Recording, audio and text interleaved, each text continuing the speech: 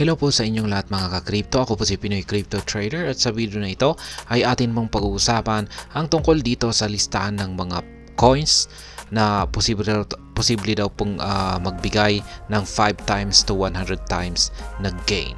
At ayan, bago po tayo magpatuloy ay nais ko lamang po munang bigyang linaw ang aking disclaimer kung saan ang nilalaman po ng video na ito ay hindi po ito isang financial advice.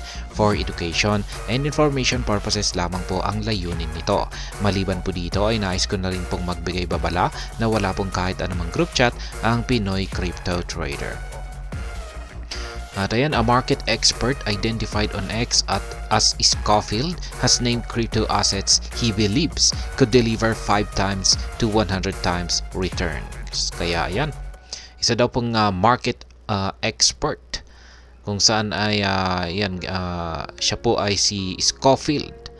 Yan, ay naglabas po siya ng tweet dito sa kanyang X account ng listahan ng mga cryptocurrencies kung saan ayon po sa kanyang paniniwala ay posible daw po itong magbigay ng 5 times to 100 times na gain or return or kita. Ayan, modest 5 times to 10 times potential assets. Ayan, ito po yung mga binanggit ni Scofield. Yan, na posible raw pong magbigay ng 5 times to 10 times. Nandyan po si Solana, XRP, Ethereum at saka si Polkadot. Ayan, meron pang ibang mga kasama ito pero yan,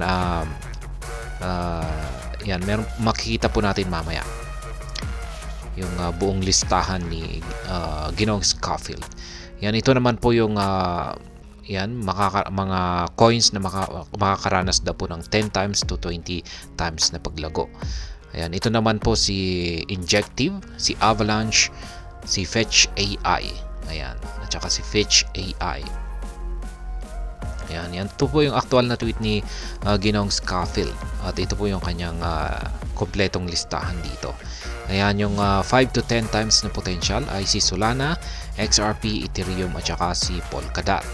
At ang 10 times to 20 times naman ay ayan, si INJ, si Say, Avalanche, Link, ICP, Honey, Cas, FET, Rose, Ocean, AGI, RNDR or Render, Tau, Cas, Zeta at saka si Naka. Ito naman yung 50 times to 100 times. Yan, nandito po si Zig, Moros, Agix, PAL, ayan, or AKT, Route, Trias, Tara, Vetme, Woo, Arc, PYR, Joy, CELR, Koti, Nimble, GRVT, PQ, Alep, ML, Iron, Bork, Fluky, Token, ENCR. Kaya yan. Yan po yung kompletong listahan natin dito mula kay Ginoong Scofield. Ayan, 5 times to 100 times. Pero mukhang base po sa aking sariling pananaw dito ay kung mas mataas po yung potential ay mas mataas yung risk. Kaya yung 50 times to 100 times na potential dito ay medyo risky po ito. Yan. Pero may ilan naman na nakikita ko rito na hindi naman ayan, meron naman po silang matibay na foundation katulad ni Fluky. Ayan, katulad ni Fluky at saka si saan pa yun?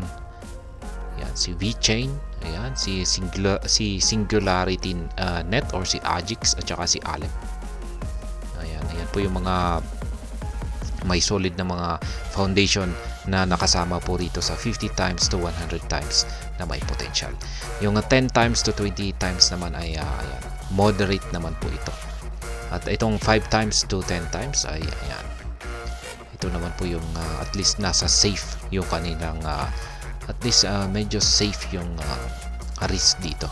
Pero mababa yung kanyang potential na maibibigay na return or gain. Kaya yan pong muli ang listahan dito na inilabas ni Ginoong Scofield. Kaya yan, check po ninyo kung kayo po ay yan, may interest dito. Yan, depende po kasi sa inyong risk appetite kung saan po kayo kung saan po yung kaya nyo rito.